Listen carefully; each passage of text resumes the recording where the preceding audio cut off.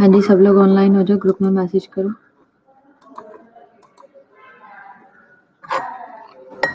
हाँ जी मीरा, इन्फॉर्म करो सबको, ऑनलाइन हो जल्दी से। कब से वेट कर रही हूँ मैं।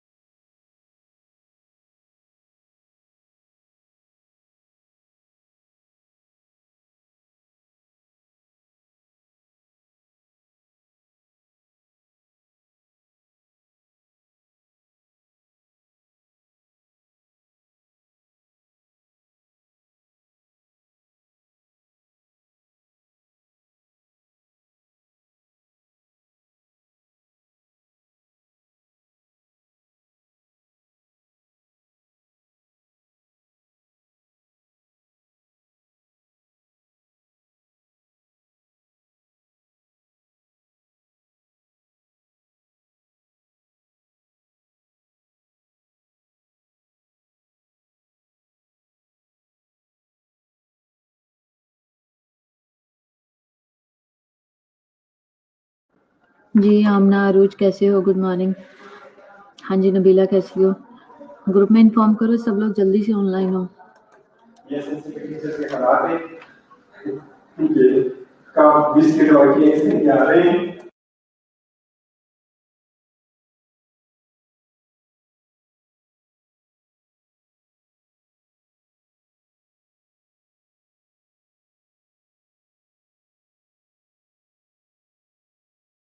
अरूज सबको इन्फॉर्म करो जल्दी से, जल्दी करो।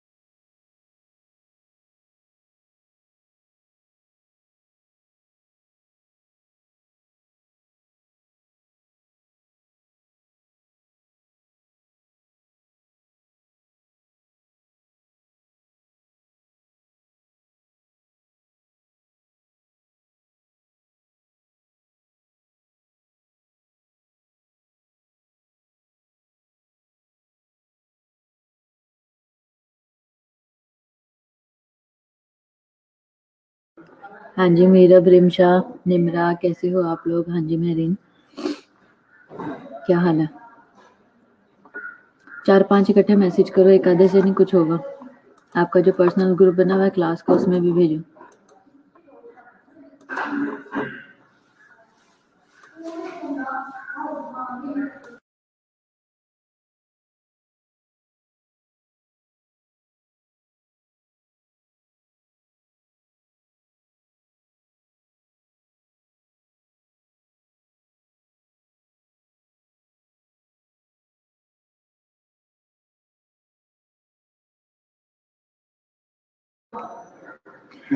महरीन मैं अभी तक बोली नहीं हूँ, ग्रुप में आप इन्फॉर्म करो, फिर उसके बाद मैं करती हूँ। मैंने अभी वॉल्यूम बंद किया हुआ है।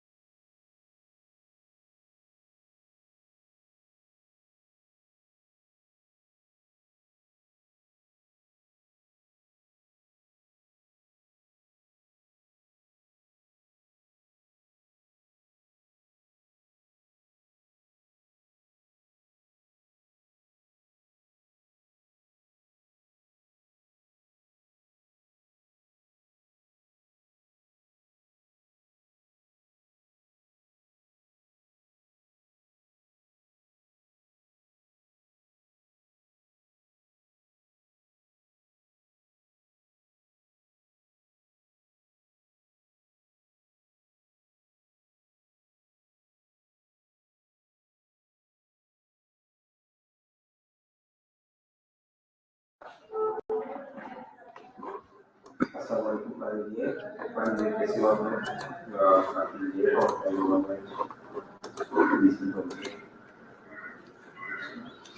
जी, हमारा टॉपिक चल रहा था सुसाइड का। उसके लिए कल मैंने आपको काफ़ी ज़्यादा जो है वो वर्ल्ड मैप दिखाए थे, इसका रेशियो दिखाया था, स्टैटिक्स दिखाए थे कि कितना ज़्यादा दुनिया में फैल चुका हुआ है,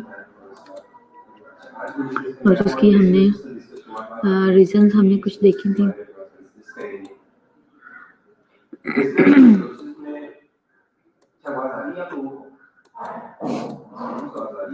अच्छा, जो साइकोलॉजिकल फैक्टर्स हैं, इसे हमने जो फैक्टर्स देखे थे, एक सोशोलॉजिकल फैक्टर्स देखे थे, उसमें 3 चीज़ें थी। इगोइस्टिक था, ऑल्ट्रियस्टिक था और अनोमिक था, ठीक है, ये 3 चीज़ें थी। फिर इसके बाद हमने उनको डिटेल में देखा, और फिर इसके बाद हमने देखा कि साइकोलॉजिकल, आज हम देखेंगे कि साइकोलॉजिकल फैक्टर्स क्या हैं। जो फ्रीड्स थ्योरी है उसमें मॉर्निंग और मेलानकोलिया जो है, फ्रीड थ्योरी ने इसके बारे में ये बोला है, और जो मॉर्निंगर्स थ्योरी है उसमें सुसाइड जो है वो इन्वर्टेड होमिसाइड है, होमिसाइड है। जैसे अब मैं आपको बताऊं कि ये क्या है। फ्रीड जो आर्ग्यू करता है कि मॉर्निंग और मेलानकोलिया जो है वो सिमिलर हैं बट डिफरेंट रिस्पॉन्सेज हैं टू लॉस।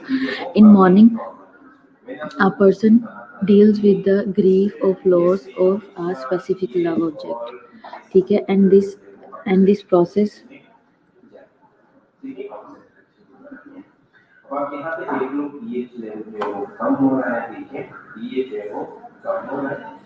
ग्रुप में दोबारा मैसेज करो 3-4, महरीन निमरा कुरत, ग्रुप में दोबारा मैसेज करो 3-4, सब लोग ऑनलाइन हो, अपने पर्सनल ग्रुप में भी करो।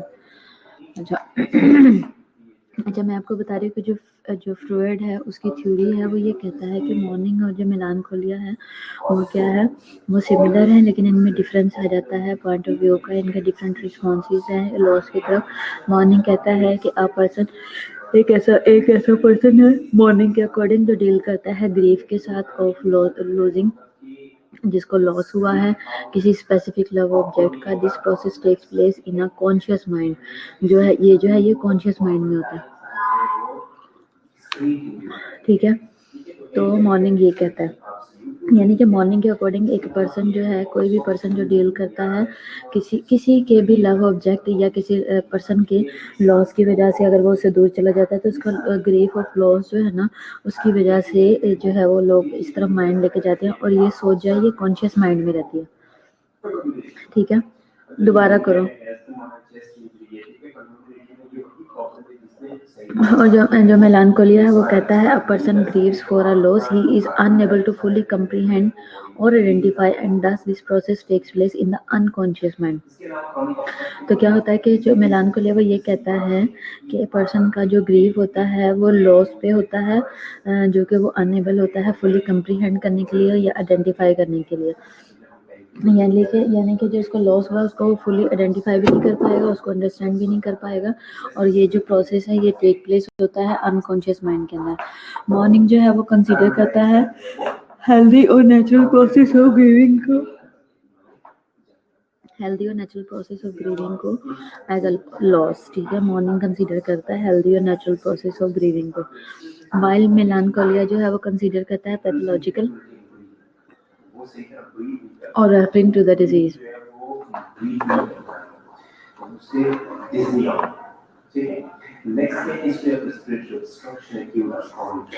ठीक है, कि जो मॉर्निंग है वो कंसीडर करता है हेल्दी और नेचुरल प्रोसेस ऑफ ग्रीविंग और लॉस को।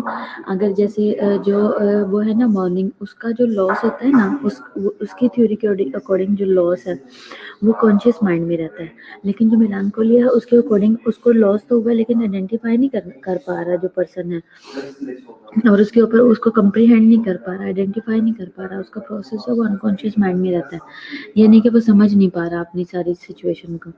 और इसकी निस्बत जो मॉर्निंग है वो ये कहता है कि ये हेल्दी और नेचुरल प्रोसेस में ग्रीफ ऑफ लॉस होता है, यानी कि वक्ती तौर पे उसको किसी किस्म का वो है फील हो रहा है, दुख हो रहा है, लेकिन वो सही हो जाएगा। इसके साथ मेलानकोलिया जो है वो कंसीडर करता है, इसको पैथोलॉजिकल सिचुएशन में ले जाता है, जैसे कि एक लॉस हुआ किसी की, अगर कोई डेथ हुई है या किसी किस्म का लॉस है तो वो आहिस्ता आहिस्ता ठीक हो जाता है, बेहतर हो जाता है। लेकिन जो ये वाला लॉस है, इसमें जो लॉस होता है, जो मेलानकोलिया है, इसमें जो लॉस होता है, इसमें लोग अपने आप को संभाल नहीं पाते और वो पैथोलॉजिकल कंडीशन में चला जाता है। मतलब ये कि इतना स्ट्रेस लिया, इतना इमोशनल हुए कि डिप्रेशन में, सुसाइडल में चले गए, और इसके अलावा जो है वो उसमें चले गए शिज़ोफ्रेनिया वगैरह में। ठीक है, मुबीना आज लेट क्यों ऑनलाइन हुई हो? बायोलॉजिकल फैक्टर्स में क्या है, अब हमने सबसे पहले हमने सोशल फैक्टर्स देखे हैं, और उसके बाद ये हमने इसके बाद हमने देखे हैं ये साइकोलॉजिकल। सबसे पहले सोशल देखे हैं, साइकोलॉजिकल देखे हैं, और अब हम देखेंगे बायोलॉजिकल फैक्टर्स क्या हैं, यानी कि जो ओवरऑल बॉडी में चेंजेस आती हैं। इसमें सीरोटोनर्जिक सिस्टम जो है वो लो हो जाता है, उसकी कंसंट्रेशन लो हो जाती है, यानी कि जो मेटाबॉलिज्म है सेरोटोनिन का वो इसके अंदर वो कम हो जाता है।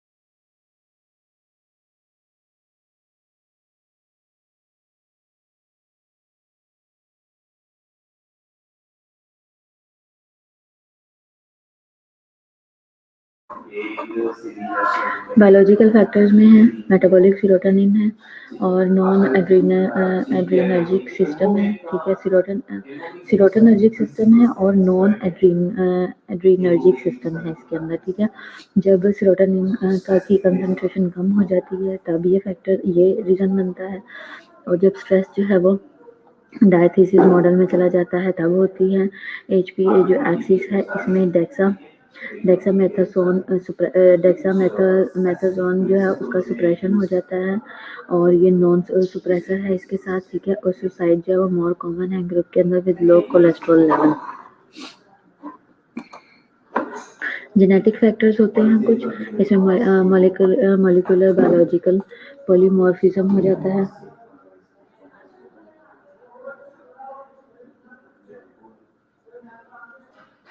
मॉर्फिज्म टीपीएच में होता है जिसमें जीन में ट्रिप्टोफैन हाइड्रोक्सिलेज एंजाइम जो है वो इन्वॉल्व है, ठीक है। रिस्क फैक्टर में क्या है, जेंडर डिफरेंसेस है, मेन जो है वो 4 टाइम्स ज़्यादा सुसाइड करता है as compare to women. Exceptions में क्या है, इंडिया और चाइना का रेशियो जो है 1:1.3:1 की रेशियो है। Age increase with the age, men peak age पे है और आफ्टर 45 ईयर्स और वुमेन 55 ईयर्स में। रेस में क्या है, 2 out of every 3 suicides are white males, ठीक है।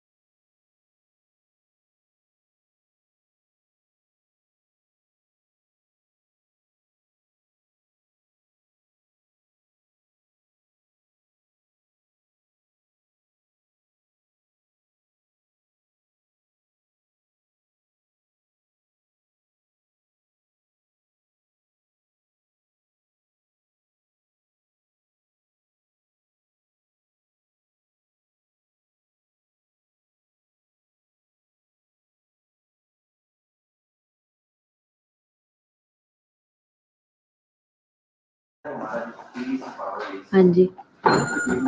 रिलीजन जो है उसमें डिग्री ऑफ जो ऑर्थोडॉक्सी है और इंटेग्रेशन है, ठीक है, रिलीजियस फैक्टर भी होते हैं। लोगों के गलत कंसेप्ट हैं रिलीजन के बारे में, वो इस तरह से हरकतें करते हैं जैसे कि ये सुसाइड बॉम्बर हो गए और जो अपने अपने रिलीजन का नाम लेके लोगों को मारते हैं, इस तरह के जो गलत कंसेप्ट हैं, जो फाइटर्स बने हुए हैं वो गलत है।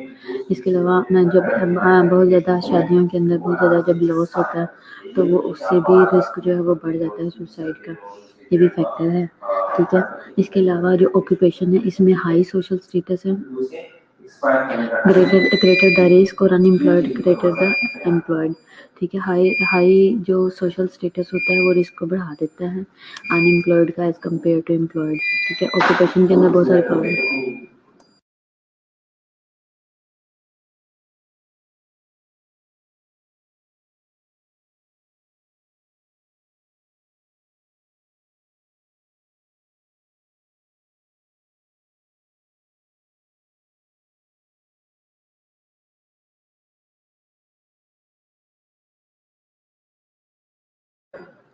उसके लिए आइल्स मस्ट है।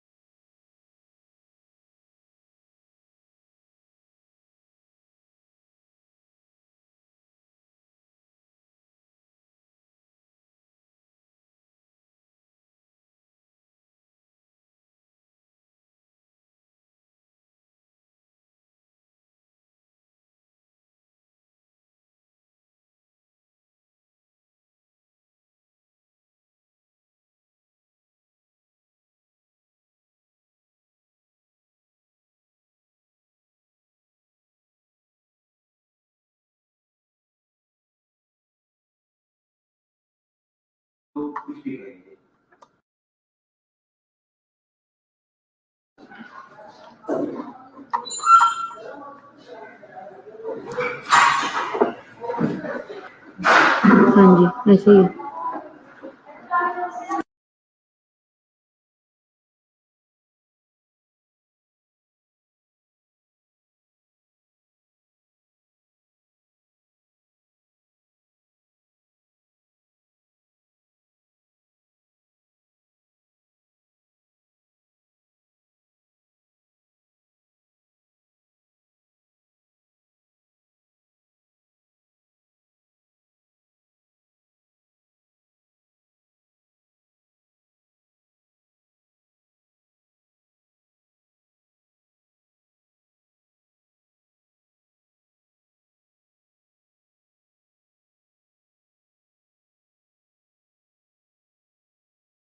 जी नहीं जी, सिर्फ आपके साथ नहीं है, मुनीबा मेरीन सबके साथ ही है, और वह सबके साथ ही ये मसला है। क्योंकि सर आए थे, मैं ज़रा उनसे एक बात कर रही थी, उन्होंने मुझे एक लेक्चर असाइन किया, इस वजह से मैंने वॉइस बंद की थी। अच्छा, ऑक्यूपेशनल फैक्टर्स हैं, ठीक है, और जो फिजिशियंस हैं, फिजिशियन सुसाइड, ज़्यादातर फिजिशियन जो है particularly female are greater risk पे हैं, ठीक है। बायोलॉजिकल, साइकोसोशल और डेमोग्राफिक फैक्टर्स में क्या है, डिप्रेशन है, शिज़ोफ्रेनिया है, एडिक्शन है, डिसऑर्डर है, एडिक्शन डिसऑर्डर्स हैं, फैमिली हिस्ट्री है एंड पास्ट हिस्ट्री ऑफ सुसाइडलिटी है, डिसरेगुलेटेड सीरोटोनर्जिक सिस्टम है, ठीक है, अर्ली पेरेंटल प्रीनेटल है, पेरीनेटल है, पेरीनेटल लॉस है, आइसोलेशन है, अनएम्प्लॉयमेंट है, एक्यूट लाइफ इवेंट है, और ओल्डर एज है, मेल सेक्स की वजह से, वल्नरेबल की वजह से। हॉस्टल की क्या मतलब है, पोजीशन, ठीक है। ड्रेनेज का क्या मतलब है, मोबिलाइज करना, ड्रेन करना, ठीक है। पोस्ट ड्रेनेज में जिन लोगों में बायोलॉजिकल, साइकोसोशल और जो डेमोग्राफिक फैक्टर्स हैं वो मैंने आपको बता दिए हैं। बायोलॉजिकल में, अब डेमोग्राफिक में और साइकोसोशल में कौन सा आ जाएंगे, डिप्रेशन हो गया, शिज़ोफ्रेनिया हो गया, एडिक्शन डिसऑर्डर्स की वजह से लोग सुसाइड करते हैं। अब मुझे बताओ कि शिज़ोफ्रेनिया में लोग क्यों सुसाइड करेंगे? हाँ जी निब्रा, हमने सुसाइड पढ़ा, हमने शिज़ोफ्रेनिया पढ़ा हुआ।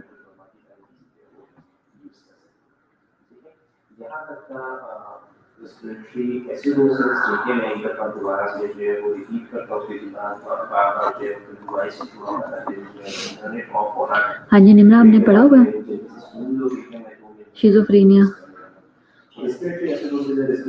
हाँ जी नबीला, फैमिली हिस्ट्री से लोग क्यों सुसाइड करते हैं? जी मुबीन, मेल्स ही क्यों सुसाइड अटेम्प्ट करते हैं? हाँ जी अरूज, वल्नरेबल पीरियड कौन सा होता है?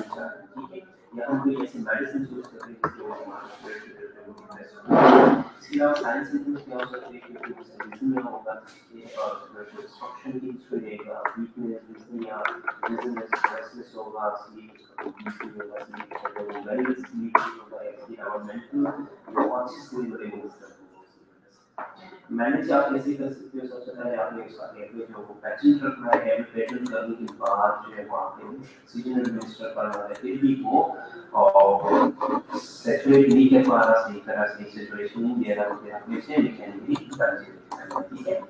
कुछ कंजर्वेटिव ट्रीटमेंट है, आपने जो है वो पोस्टरल ड्रेनेज करा सकते हो, डीप ब्रीथिंग एक्सरसाइज मेल्स को मैम जल्दी गुस्सा आता है, शायद इस वजह, इसलिए। ओके, हाँ जी नुदरत, आप सही कह रही हो, गुस्सा जल्दी आता है, उनकी कुकिंग, उनका कुक करना कम है, बेचारे बोलते कम है, थोड़ा कभी कभार बोलते हैं, लेकिन जब बोलते हैं फिर वो ज़्यादा ही बोल जाते हैं, जब वो कोई एक्ट करते हैं तो फिर वो ज़्यादा ही हो जाता है, क्योंकि उनका जो है वो कंट्रोल, सेल्फ कंट्रोल थोड़ा सा कम होता है as compare to other classes, other people, other gender, है ना।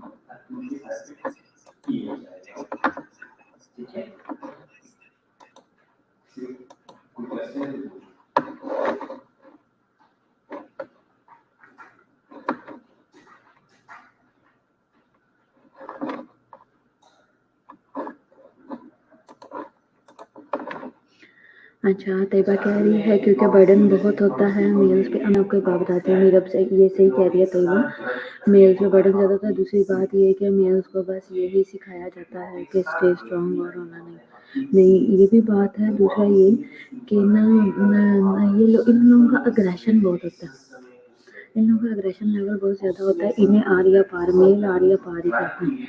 और दूसरा ना, ये लोग आदमियों को गंदी आदत होती है अपनी दिल की बात नहीं करनी बाहर, अपना दुख शेयर नहीं करना, हमें कुछ बताना नहीं है फीमेल्स को। उसका नुकसान ये होता है कि जब कुछ बताते नहीं हैं, जब कुछ शेयर नहीं करते, तो उसके रिजल्ट में ये होता है कि जब कभी वो कुछ करते हैं तो वो फाटी पड़ते हैं, ठीक है। जब अपने घर में कोई बात नहीं करनी तो उनका स्ट्रेस ज़्यादा होता है। मीरब कह रही है शिज़ोफ्रेनिया में हालुसिनेशन होती है पर्सन्स की, इसलिए वो सुसाइड अटेम्प्ट करते हैं। बिल्कुल ठीक कह रही है मीरब, मैं यही रीज़न है, मैं यही एक्सपेक्ट कर रही थी कि जो उसमें ये होता है बेसिकली कि जो कितनी काली लग रही हूँ मैं, उसमें होता ये है कि जो उसमें लोगों के कानों में आवाज़ें आती हैं शिज़ोफ्रेनिया में। तो शिज़ोफ्रेनिया में जब कानों में आवाज़ें आती हैं तो उनको ये कहता है, उन्हें ये लगता है कि हमें कोई कह रहा है ये खुदकुशी कर लो, अपने आप को ये चीज़ मार लो, अपना गला काट लो, यहाँ से छलांग लगा दो, और ये वो इस तरह की बातें उनको महसूस होती हैं शिज़ोफ्रेनिया में। तो इस तरह की हेलुसिनेशन होती हैं, बल्कि नज़र आता है कि जैसे मूवीज़ में दिखाते हैं कि वो एक साइड पे खड़ा हुआ था, सामने वो बिल्डिंग के बिल्कुल किनारे पे आ गया और उसको नीचे हवा में कोई खड़ा नज़र आ रहा है, तो वो चल के हवा में उसको पकड़ने जा रहा है। इस तरह की चीज़ें आती हैं, आग लगाने की हेलुसिनेशंस होती है वो। अच्छा, तैयबा कह रही है कि और वो स्ट्रेस को रिलीव नहीं कर पाते जैसे कि फीमेल रोना धोना कर लेती। ठीक है। नुदरत कह रही है मैम मेरा कज़न है, जब भी अपनी सिस्टर से लड़ाई करता है तो अपने आप को हार्म पहुंचाता है। लड़का कितना बड़ा है और बहन कितनी बड़ी है? अब पता है क्या, मैं आपको एक बात बताती हूँ मज़े की। अब जैसे ये तैयबा ने बात की है, इसी से रिलेटेड है कि ना हम गए एक जुमेरात ना, मैं साइमा आपकी टीचर जो है, हम एक जगह गए। ठीक है, हम जा रहे थे, रास्ते में हमने ऑटो लिया। अब ऑटो पे ना अंकल की और साइमा की बहस हो गई। ठीक है, schizophrenia patient people interpret reality अब नॉर्मली। अच्छा ठीक है। अच्छा, हम गए तो हमने क्या किया, रास्ते में ना, अब देखो अगर लड़के के 8th क्लास का लड़का है, अगर उसके इमोशंस इतने बेकाबू हैं तो उसको, उसकी बहन को भी इस चीज़ को समझना चाहिए। अब यहाँ पे फैमिली सपोर्ट की बात आ जाती है और यहाँ पे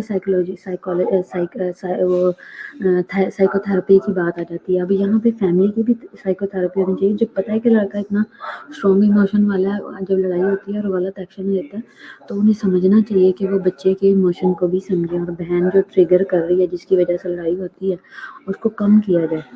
ठीक है, उसके इमोशंस को सुप्रेस किया जाए। यहाँ पे ये गलत है। नुदरत तुम इस पे काम करो, उसको फैमिली सपोर्ट दो। फैमिली सपोर्ट ऐसे तो कुछ होते हैं बिगड़े हुए, जो बिगड़े हुए होते हैं ना वो आहिस्ता आहिस्ता ही सही होते हैं। अब जैसे मेरा अपना भाई जो है ना वो बहुत ज़्यादा अग्रेसिव है, सबसे बड़े वाला।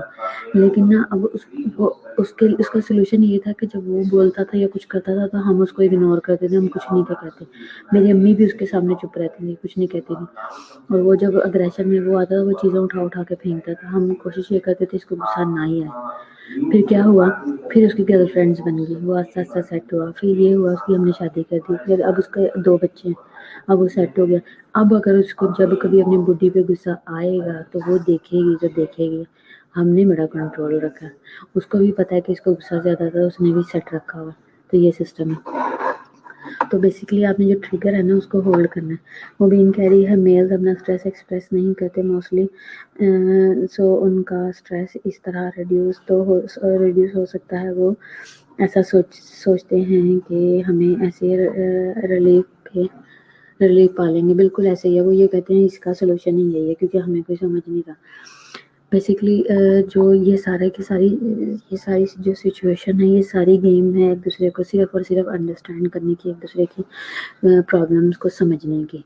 ठीक है, आप ये देखो कि कोई अगर इस तरह का एक्ट कर रहा है या कोई रिएक्ट कर रहा है तो उसके पीछे बहुत बड़ी रीज़न है।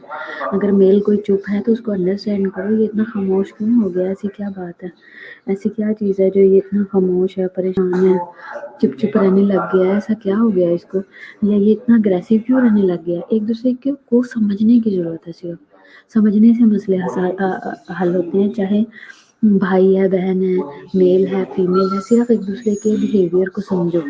ठीक है, जैसे माएँ हैं वो समझती हैं कि बच्चे के अंदर एकदम से क्या चेंज आया है। ठीक है, 10 बजे ख़त्म हो जाएगा। मुबीन कह रही है yes ma'am we should understand the condition. बिल्कुल ऐसे कंडीशन को, बिहेवियर को, लोगों के बॉडी लैंग्वेज को समझना चाहिए। अच्छा, मैं आप लोगों को एक बात बता रही थी, हम लोग बाहर गए हैं तो हुआ क्या, अब बेसिकली थोड़ी देर पहले ही हमारी ना, एक दिन पहले या इस तरह हमारी अभी बात भी हुई थी।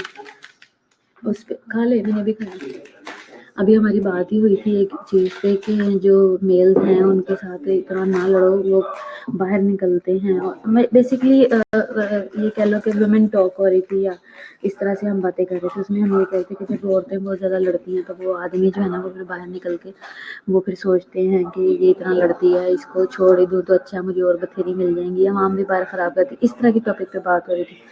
और बात होते होते हमें उस दिन क्या हमने देखा कि जो बंदा ऑटो वाला था, अंकल था, वो बाहर निकला। वो मतलब हमारे साथ था, अपने अपने घर से वो काम पे आया हुआ है, ठीक है, वो अपना ऑटो लेके आया हुआ है। अब हमने उसे किराए के लिए हमारी थोड़ी सी बहस हो गई, हम उसे थोड़ा दे रहे थे, हमने कहा हमने नहीं देना ये वो। अच्छा फिर ना मैंने, वो बंदा अजीब सा बिहेव कर रहा था, मैंने कहा छोड़ बैठते हैं, मैंने हम चले गए उसके साथ। उसने क्या किया, उसने बैठते साथ ही उसने बातें बोला क्या शुरू की, कहता अब देखो ज़रा ये कोई तरीका है, कहता मैं इतना आप लोगों ने थोड़ा किराया दिया है और अब देखो मैं इतने थोड़े पैसे लेके घर जाऊंगा, मेरी बीवी मेरे साथ लड़ेगी, ये है वो है। कहता इतनी मैं मेहनत करता हूँ वो फिर भी मेरे से खुश नहीं होती है, मैं उसको इतना कमा कमा के देता हूँ, मैं कोई नशा नहीं करता, मैं कोई गलत काम नहीं करता, मैं सिर्फ अपने बच्चे पाल रहा हूँ, मैं सारा दिन बाहर निकला रहता हूँ और फिर भी देखो अब मैं घर जाऊंगा तो मुझे उड़ उड़ के पड़ेगी, मेरे साथ लड़ाइयाँ करेगी, बदतमीजियाँ करेगी, मैं कहाँ जाऊँ, मैं क्या करूँ। ये बंदे के डायलॉग थे। और मैं उसी टाइम ना सोच में पड़ गई कि मैं उसकी उसकी साइकी समझना शुरू हो गई। मैं अपने उसमें आ गई कि देखो ये कितना सफ़र कर रहा इस सारी सिचुएशन में। अब वो घर से जब उसको लड़ लड़ के ही भेजेंगे तो वो बाहर यही करेगा ना, एंड वो क्या कर सकता है, वो खुदकुशी भी कर सकता है, उसका एक्सीडेंट भी हो सकता है, इमोशनली डिप्रेस होकर, या माइंड उसका इतना ऑक्यूपाइड था, वो क्या से क्या बातें कर रहा था अंकल, तुम लोग अंदाज़ा नहीं लगा सकते। तो क्या था, ये एक एग्जाम्पल थी कि आप अपने माहौल को अच्छा करो कि लोग जो हैं वो आपके जो अपने हैं वो खुश रहें, बाहर निकलें तो हेल्दी जाएं और हेल्दी वापस आएँ। The reason is we don't appreciate the people and their efforts. ऐसे ही है, बिल्कुल ऐसे ही है। अगर कोई मेहनत कर रहा है आपके लिए तो उसको एक दिन तो अप्रिशिएट करो, पूरे हफ्ते में से 2 दिन तो कहो। लेकिन वो जैसे कह रहा है पैसे के लिए लड़ती है, इसके लिए लड़ती है, उसके लिए लड़ती है, बंदा बहुत ही ज़्यादा मेंटली अपसेट था, अग्रेसिव हो गया होगा, ऐसे वो कुछ भी कर सकता है, बिल्कुल अग्रेसिव भी होगा, अग्रेसिव ना भी हो लेकिन वो इतना डिप्रेस होगा कि उससे इसी टेंशन में उसका एक्सीडेंट भी हो सकता है, कहीं वो ऑटो मार भी सकता है। वो उसका बॉडी लैंग्वेज भी नॉर्मल नहीं था उस बंदे का। हुआ ये फिर कि क्या कहते हैं, उसने बातें क्या शुरू कर दी हमारे साथ, कहता है वैसे ही ये जो बाजी बैठी है मेरे साथ, जो दूसरी थी, ये जो बाजी बैठी है बड़ा गुस्सा करती है, इतना इतना गुस्सा नहीं करना चाहिए। कहता है ऐसे ही जैसे आप लोग, ऐसे ही एक मेरे साथ लड़की बैठी थी, वो भी आपकी तरह मेडिकल की थी, वो गई अपने साथ एक लड़का लेके गई हुई थी, बाद में एक लड़का और आ गया, फिर कहती है मैं इससे शादी करूंगी, ये वो इस तरह के बंदा डायल। अब उसकी उम्र थी इस तरह की बातें करने की, और वो भी हम लोगों के साथ ऐसी राह चलती सड़क पे वो इस तरह की बातें कर रहा है। और फिर जब जो घरों से आवाज़ आ रहे होते हैं वो बाहर फिर जगह ढूंढ रहे होते हैं, कोई ना कोई सिंपैथी चाहिए होती है, कोई ना कोई ऐसा पैशनेट बंदा चाहिए होता है जो उनको उसके साथ अच्छी तरीके से बात करे। और फिर लोग, अभी ये तो बाबा तो टू ओल्ड था ना, लेकिन अगर कोई यंग होगा उसे बाहर ऐसी अटेंशन मिलती है तो वो फिर बाहर अपना ध्यान देना शुरू कर देते हैं, उससे फिर रिलेशंस और सारी फैमिली भी खराब होती है।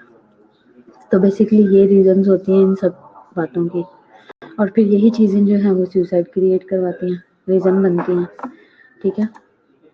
इसी तरह मेल्स पे हमने कर लिया कि मेल्स को बेसिकली घर में अच्छा माहौल और सुकून मिलना ज़रूरी है, क्योंकि इन लोगों का दिल उतना बड़ा नहीं होता जितना फीमेल्स का होता है।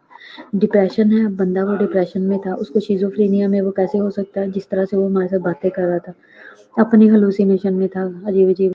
एडिक्शन भी हो सकती है, अब ये बाहर निकल के नशा भी कर सकता, अब वो नशे का एलिमेंट आ गया ना, वो बार बार कह रहा था अगर मैं नशा करता होता तो इसको पता लगता, फिर ये सही रहती, ना मैं कोई नशा करता हूँ ना कुछ करता हूँ, सारे पैसे भी कर देता हूँ, है ना। फैमिली हिस्ट्री में उसने अपनी हिस्ट्री बता दी, पास्ट हिस्ट्री ऑफ सुसाइडलिटी उसकी फ़िलहाल तो कोई नहीं है लेकिन वो कर सकता है। डिसरेगुलेटेड सीरोटोनर्जिक सिस्टम भी उसका हो सकता है, ठीक है। ओल्डर एज है, वो बाबा एज का ज़्यादा था, मेल था, वल्नरेबल पीरियड उसका चल रहा था कि उसकी बीवी उसका सही नहीं रहती, घर में माहौल अच्छा नहीं है। अर्ली प्री नेटल पेरीनेटल अगर नहीं, पेरेंटल पेरेंटल लॉस है अगर अर्ली ठीक है।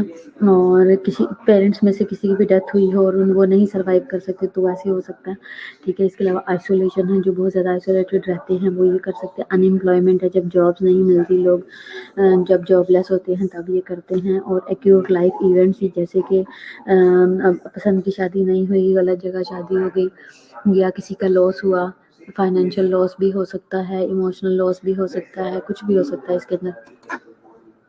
प्रोटेक्टिव फैक्टर्स क्या हैं? स्ट्रॉन्ग कनेक्शन हो फैमिली के साथ और कम्युनिटी के साथ, कम्युनिटी सपोर्ट हो तो बहुत ज़रूरी है, ये प्रोटेक्टिव फैक्टर में आता है। जैसे कि मैंने आप अभी नुदरत को कहा कि उसके भाई से बात, उसकी बहन से बात करो, उसकी फैमिली से बात करो, उन्हें गाइड करो कि ये उनका गलत है बिहेव उस लड़के की तरफ, उसके इमोशंस को सुप्रेस करो किसी तरीके से। और skills in problem solving skills होना बहुत ज़रूरी है, ये प्रोटेक्टिव फैक्टर में आता है। जैसे कि अपने इमोशंस का कंट्रोल, अपने इमोशंस पे खुद कंट्रोल होना बहुत ज़रूरी है, ठीक है। कॉन्फ्लिक्ट रेजोल्यूशन होनी चाहिए, अगर किसी कॉन्फ्लिक्ट में पड़ गई हो तो उसका सोल्यूशन भी तो निकालना है ना, उसका सोल्यूशन निकालो, उस मसले को हल करो।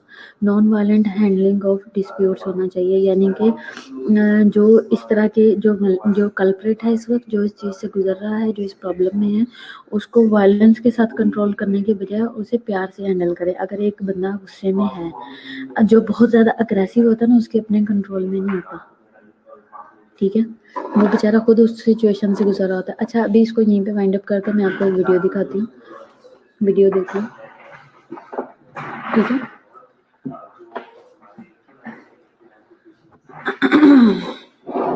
ये सुसाइड पे है, ठीक है।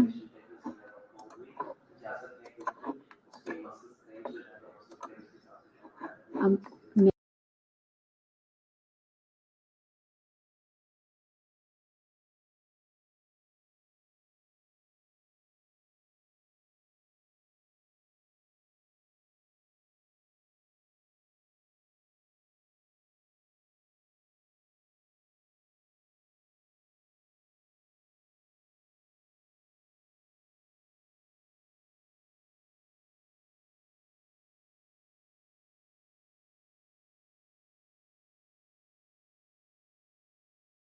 मैं ठीक, क्यों? उस चीज का सलूशन नहीं हो सकता, स्ट्रेस है। स्ट्रेस नहीं, मैं स्ट्रेस रिलीज करने लगा हूँ, मैं जाके बात करने लगा हूँ मेरी तरफ से भी कर दो, क्योंकि सब लोग यही कह रहे हैं, मुझे 3-4 लोगों ने और भी कहा। अगर आपको आवाज नहीं आ रही तो आप इसको जस्ट रीड करो, इसके ऊपर डायलॉग्स आ रहे हैं, ये देखो आप।